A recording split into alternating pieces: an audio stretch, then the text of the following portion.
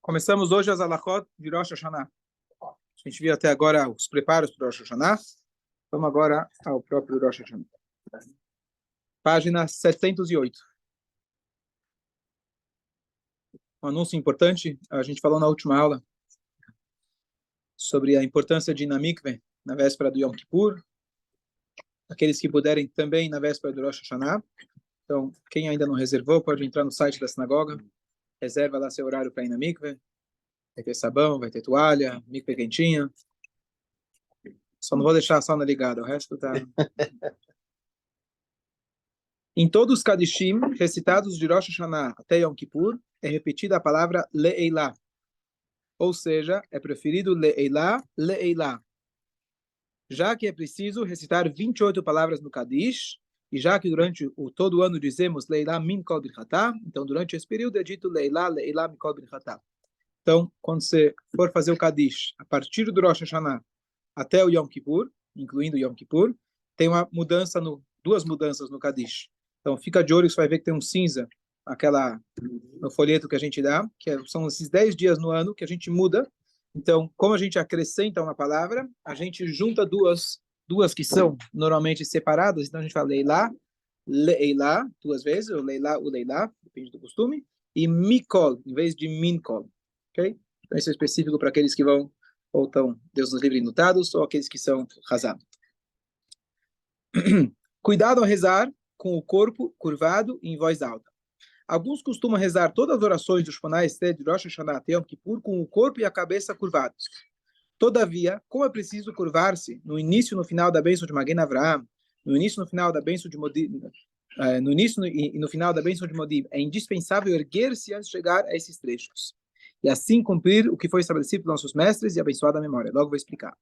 Além disso, também é proibido permanecer curvado no início e no final de uma bênção, em que isso não tenha sido estabelecido pelos nossos mestres de abençoada memória. É melhor rezar com o corpo erguido, mas com o coração curvado e com lágrimas. Ok. Então nós temos, na verdade, a lei dos nossos sábios. Eles trazem, a gente tem na Halachá, que durante 5 vezes ao longo da tefilá silenciosa, Amidá, a gente deve se curvar. E tem formas diferentes da gente se curvar. Então, quando a gente vai começar a Amidá, que é aquela reza silenciosa, a gente dá 3 passos para trás, 3 passos para frente, e logo a gente se curva. Como que se curva? Então, na verdade, a pessoa deve dobrar os joelhos ao falar a palavra Baruch. Quando você fala a palavra Atá, você curva as suas costas. Está escrito como uma nachash, como uma cobra. Então, você curva e, para falar o nome de Deus, você já tem que estar ereto novamente. E para você ficar ereto, você deve, como se fosse aquela pessoa que mergulha, sabe? Você levanta da cabeça, depois as costas. Mas aqui uma demonstração, quem quiser. Ok? Então, Baruch, você dobra as pernas, só dobra os joelhos. Atá, você se curva. E o Hashem, você se levanta, primeiro a cabeça, depois as costas. Pegou? Certo? É? Não, só ao longo do ano. Então, ele vai falar aqui, logo vou falar de Rosh Hashanah. Então, quando a gente faz isso, então é na primeira bênção, que é o de Magen Avraham, no início e no final, então no primeiro Baruch e no segundo Baruch da Amidah. Depois, nós temos também, lá na frente, no Modim Anachnu Lach, mas dessa vez é sem dobrar os joelhos, apenas dobrando, se curvando. Depois, logo depois do Modim, você tem Baruch Atah Hashem Atov Shimcha. Então, para lembrar, a primeira e a segunda Brachá, Modim e logo a seguinte. E depois, quando a gente vai dar os 3 passos para trás para o Ose Shalom, você volta os 3 passos para trás, curvado para frente. Certo? Você não vai dar os passos ereto. Você dá os passos um pouco curvado para frente. Esses são os 5 lugares que a gente deve se curvar ao longo da Amidah. Então, isso é... No Aleino também tem. Quando a gente fala Vanach no Korim Mishtachavim, que nós nos prostramos unicamente para Deus, então nessa hora a gente também se curva. Não é com os joelhos, é igual ao Modim. Se a gente fala Vanach no Korim. Boa. E no Rosh Hashanah a gente se ajoelha total. Aqueles que têm idade ainda para se ajoelhar. Que não dói o joelho. Então, isso é de maneira geral. Qual que é a ideia da gente se curvar? Então, os sábios estabeleceram esses 5 momentos especiais para a gente se curvar. A ideia de curvar é reverência. A Mishnah traz para a gente que um rei de Israel, como Davi, Shlomo, que tinha antigamente, ele começava a midá, ele se curvava, e ele só se levantava quando terminava a midá. Ele ficava o tempo todo curvado. Nós devemos nos curvar as 5 vezes que os Ramim falaram. Não deve se curvar outras vezes. O certo é você se curvar apenas nesses lugares onde os Ramim instituíram para nós. Por que o rei de Israel, e aí eu vou trazer a ideia do Rosh Hashanah, por que o rei de Israel precisava se curvar durante toda a reza? Então a Torá ensina para a gente que o rei, diferente da posição de liderança que a gente conhece do mundo aí afora, o rei tem que ser a pessoa mais submissa a Deus do que qualquer outro. O rei tinha a mitzvah de ter uma Sefer Torá guardado igual a todos nós, e além disso ele tinha um Sefer Torá meio que de bolso, de colo, que ele ficava o tempo todo praticamente com esse Sefer Torá, para lembrar o tempo todo que ele não está aqui para mandar nos outros simplesmente, ele está aqui para representar o rei dos reis. Se for necessário, ele vai tomar as atitudes, as providências necessárias, mas ele está unicamente aqui para representar Hashem. Para lembrar disso, então também na Midá, ele se curva do início ao fim, que é a ideia da reverência. A gente não acredita em intermediário, a palavra correta não sei se seria intermediário, certo? Intermediário, às vezes dá para a gente entender, eu falo com ele, ele fala com Deus. Então isso não existe, nós temos contato direto com Deus. Mas Hashem, ele coloca aqui tzadikim, um rei, etc., para lembrar a gente, tá certo? Qual que é o nosso papel? Deus... Sim, sim, sim, sim. O tzadik pode ter uma conexão mais direta de qualquer ser humano. Sim, mas não é que a gente vai para o tzadik ou o tzadik vai para Deus. O tzadik permite, ele incentiva a gente para a gente perceber que nós estamos conectados diretamente com Deus. Certo? Sempre falo, o Kotel Maravilha. Você vai para o Kotel falar com as paredes? Você vai rezar para as paredes? Depende. Antes de casar, você vai lá para se acostumar. Tá certo? Mas, em geral, as pessoas vão lá para rezar para Deus, já que o lugar é sagrado.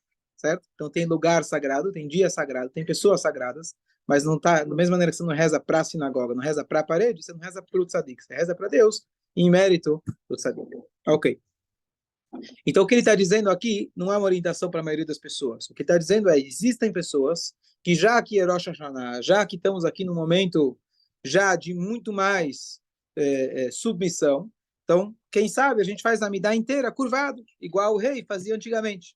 Então ele fala, olha, se você fizer isso, aí você vai ter que tomar algumas medidas para você não infringir a regra dos sábios. Tem os 5 lugares que você tem que se curvar. Então, antes desses lugares, você teria que se levantar para poder se curvar. Esquece. Então, faz o de sempre e continua a vida como você faz ao longo do ano, para não entrar nessa questão. Mas eu fiz questão de dizer essa alahá, porque a ideia é o que ele fala para a gente.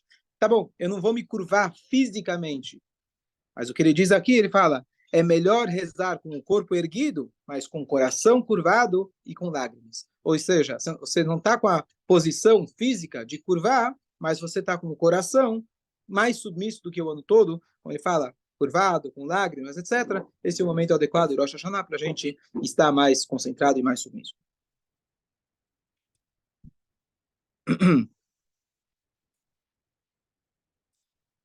É preciso, eu vou pular um parágrafo, o último parágrafo, é preciso atentar bem à oração para não errar sequer uma vogal.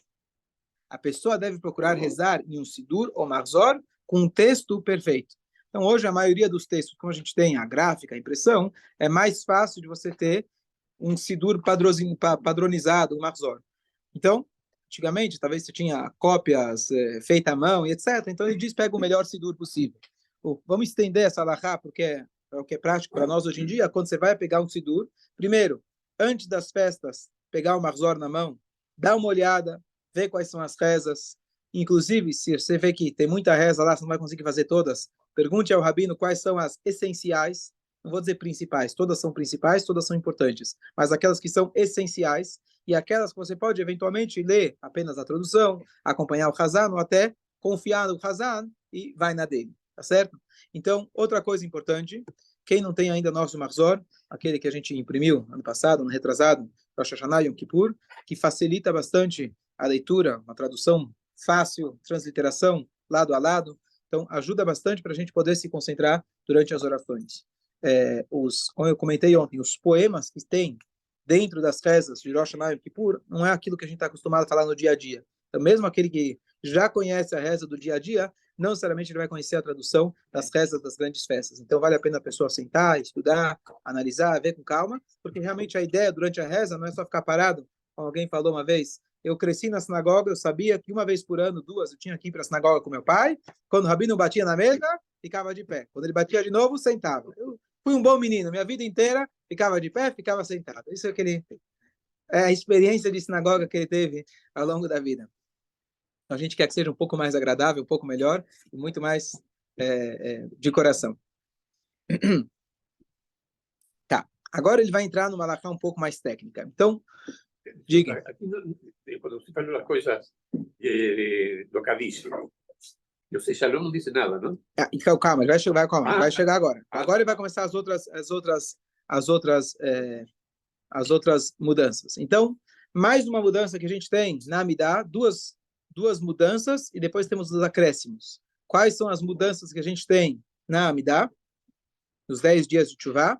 Em vez de falar Akel HaKadosh, a gente fala Hamelech HaKadosh. Em vez de falar Melech Oev Tzedakah Mishpat, nós falamos Hamelech HaMishpat. Tá certo?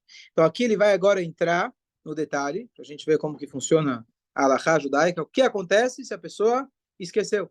E ele falou a palavra errada. O que faz, Mário? Se esqueceu. Volta? Começa tudo de novo? Tem que jejuar de novo Yom Kippur? A questão é chiquitita, essa pequena, assim, não passa nada. Boa. E o Amelech HaKadosh e o Amelech Oev? Eu acho que tem que voltar. Tem que voltar. Amelech HaKadosh, Amelech HaMishpat, não sei. Boa. Então vamos lá. Vai ser a nossa nesse. Ele está com o livro aberto. Então, eu vou dar. Antes de ler a halakha, eu vou dar alguns critérios para facilitar para a gente lembrar. Porque chega na hora, não importa o que eu vou dizer agora, a maioria das pessoas vão esquecer. O que o Rabino falou mesmo? Aí você vai ficar lá, né? Tá no meio da Amidah, você não pode falar, fica complicado. Mas qual que é a ideia? O ênfase desses 10 dias é o reinado de Deus. Portanto, em 2 momentos dentro da Amidah, a gente reforça a ideia de reinado. Então, ao invés de falar na terceira bênção, Hakel HaKadosh, Deus é o Deus sagrado, a gente fala o Rei sagrado. Pode parecer uma mudança muito pequena, mas essa mudança é importante, essencial, a ponto que se você não recuperou a tempo, você tem que voltar a Amidah do começo. Assim também lá na frente, no Melech Oev Tzedakah Mishpat, que normalmente a gente diz Melech, Deus é o Rei, que ele ama Tzedakah, justiça, e Mishpat, também é justiça, 2 linguagens de justiça, e juízo, justiça e juízo, a gente fala o Rei do juízo. Então a gente faz essa pequena mudança. Agora o que acontece? Nós temos também acréscimos na Amidah, que são pequenas frases que a gente faz alusão ao momento que a gente está passando. O Sefer Chaim, escreva a gente no livro da vida, as Dokreno Lechaim, lembre a gente para a vida, etc. Essas pequenas frases são acréscimos, mas não são, digamos, essenciais. Se passou, você seguiu adiante, passou, ou você falou o nome de Deus, ou passou mais que 2 segundos, então segue adiante, não tem problema. Agora, entre essas duas, do Amelech HaKadosh, o Melech Oev Tzedakah Mishpat, então, a questão é a seguinte, elas são, primeiro, essenciais. Tem que prestar atenção. E a regra é que se você não presta atenção, você vai errar. Se você está na dúvida se fez, provável que você não fez, porque você não está acostumado. Você não está acostumado, então você foi no piloto automático. Então, se você está na dúvida que fez, não fez. Tá certo? E agora, qual é o problema? A primeira, se você falou o Deus sagrado, você não falou o Rei sagrado, e você passou 2 segundinhos, se você começou a próxima, passou 2 segundinhos, então você já não tem mais como recuperar. Então você vai ter que começar a me dar do começo. Aguarda 5 segundinhos. O jogo do Monopólio? É assim o jogo do Monopólio? Volta para o começo. Você estava jogando banco imobiliário com meus filhos outro dia. Tem a prisão, fica uma rodada sem jogar, certo? Hã? Melhor é ler. Sim, mas Mahzor a gente... Sim, mas o que acontece, os dias intermediários, a gente volta e usa o Sidur. Bem falado. Já treinou. Rosh Hashanah, mas você precisa de 90 rezas para você mudar o costume, certo? Então, fica à vontade. Mas aí você não vai saber se precisa voltar ou não precisa voltar. Não, volta amanhã. Amanhã volta. Amanhã volta. Amanhã você vai estar de volta aqui. Tchau, tchau. Bom dia. Tudo de bom.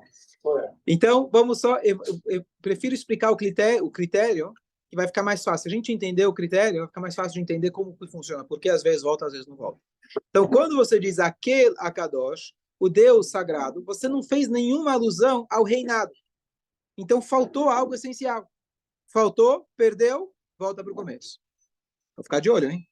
Se passar, eu leio tudo. Agora, a segunda vez que a gente muda, na verdade, a gente não muda, a gente está dando ênfase a mais. Então, normalmente você fala Meler, Ohev Tzedakah Mishpat, rei que ama justiça e juízo. E agora você vai dar um ênfase maior dizendo apenas Hamelech HaMishpat, o rei do juízo. Mas peraí, mas não falei, mas eu falei o rei. Eu só não falei o rei do jeito que você me pediu para falar, mas eu falei, mencionei o Melech. Então aí nesse aí é mais duvidoso. Peraí, volta ou não volta? E por um lado eu falei o reinado, por outro lado não falei o reinado exclusivo, como que está na Halakha. Então esse aí é o mais complicado, inclusive tem opiniões diversas em relação a isso. Então vamos ver. Então, o primeiro, aquele Akadosh, você esqueceu, você volta. O segundo tem opiniões diversas. Alguns dizem, vou ver qual que é o psá que ele traz aqui.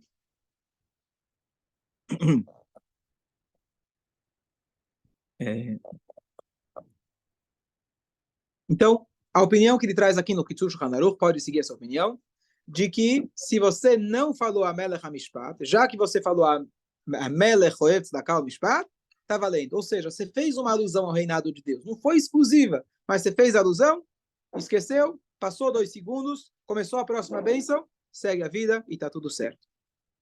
Ok? Passou. Ok? Então, se você passou, não tem problema, já que você fez alusão. Tem opiniões mais rígidas, mas vamos deixar ela para outro dia. Agora, tá certo? Agora, sempre que eu estudo essas halachot, eu trago uma anedota que uma vez alguém chegou, o rabino falou, esses negócios são absurdos. Pode falar isso, não pode falar aquilo, volta, vai, vira, volta. Deus entendeu, né? Deu para entender. Certo? Acho que deu para entender a nossa intenção. Tá certo? Mas o que a halachá, na verdade, vem reger para nós e ditar para nós é a ideia da gente entender. Pegar, por exemplo, tem momentos da reza que a gente não pode conversar. Dá um exemplo. Do começo ao fim. Conversar, do começo ao fim não deve conversar. Mas, se precisa interromper para uma coisa de alta importância, por exemplo, a Amidá, você não pode interromper. Shema Israel, Brachot do Shema e assim por diante. Então, nunca deve se falar. Mas, dependendo, se você precisar responder, te chamam na Torá, depende de onde você está. Então, tem aquela tabela atrás do Sidur, que você pode consultar, que ninguém lembra de cor, aonde você pode interromper, como você vai interromper e assim por diante. Mas, qual que é a ideia? Então, imagina o seguinte. Tem uma pessoa que ele está conhecendo uma moça. Ele vai lá naquele shidduchômetro, conhece lá aqueles hotéis em Jerusalém? Você vai lá embaixo no saguão, você vê lá jovens lá, moças, rapazes lá sentados, e você vê na cara que eles não são casados. Por quê? Do jeito você percebe. Então, dizem que quando você vê o cara abrindo a porta para a mulher, para entrar no carro, ou que é mulher nova ou que o carro é novo, que não quer que quebra. Então, do jeito que eles estão sentados, você vê que estão ainda com muito cuidado, né? Então, imagina, não é, Jaime? Você está lá no teu shidur, e aí, de repente, você vê um WhatsApp tocando. É o WhatsApp do teu sócio. É o WhatsApp do teu cliente. Você abre ou não abre? Depende. Se é o primeiro shidur, se é o quê? Se é o quê?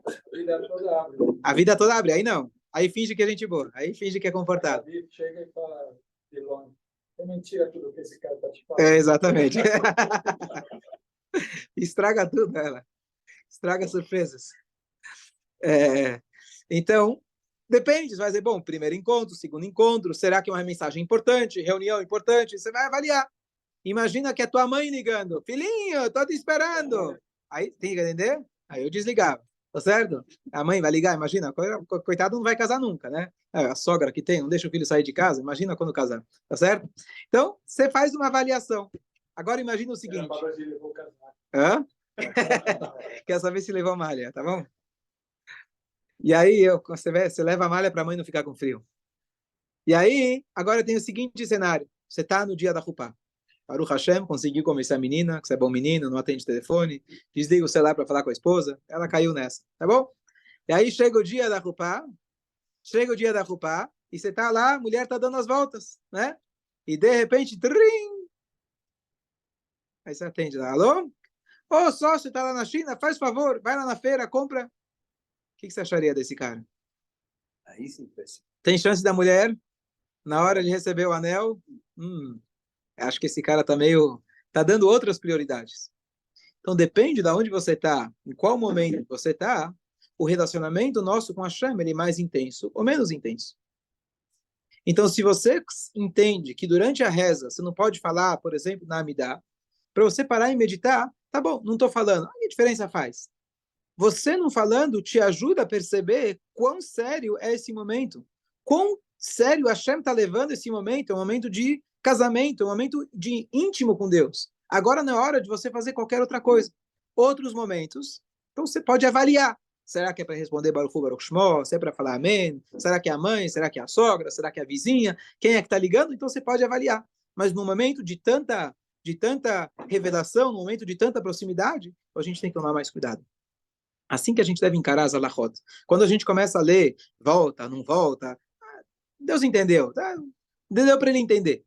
O que ele está dizendo para nós saiba que essa pequena declaração sua de falar Amelech é muito importante para mim. Eu estou esperando isso o ano inteiro, você chegar e falar para mim Amelech HaKadosh. Você não falou, eu te dou uma segunda chance para você voltar e falar de novo. Não tem problema. Vai lá e fala de novo.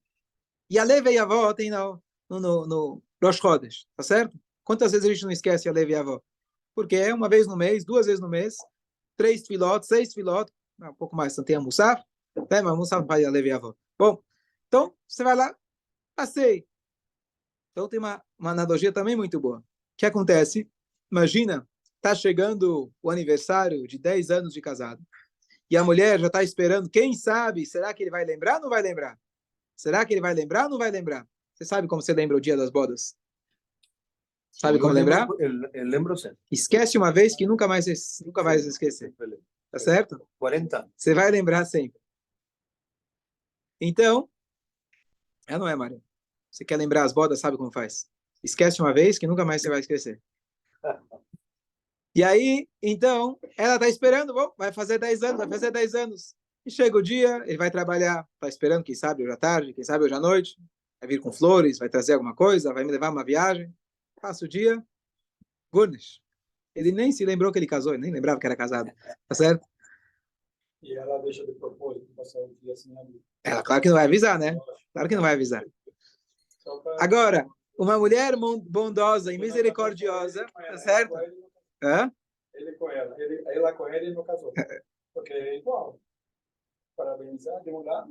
Exatamente. Ele acha, é dos dois o casamento. Só que ele está com outras prioridades na cabeça. E aí o que acontece? Então a mulher ela pode falar, bom, é assim, né? Assim o quê? O que aconteceu? Ele precisa contar o que aconteceu. Ou ela chega e fala, olha, fiquei muito chateada que aconteceu ontem, mas vamos fingir que não aconteceu nada.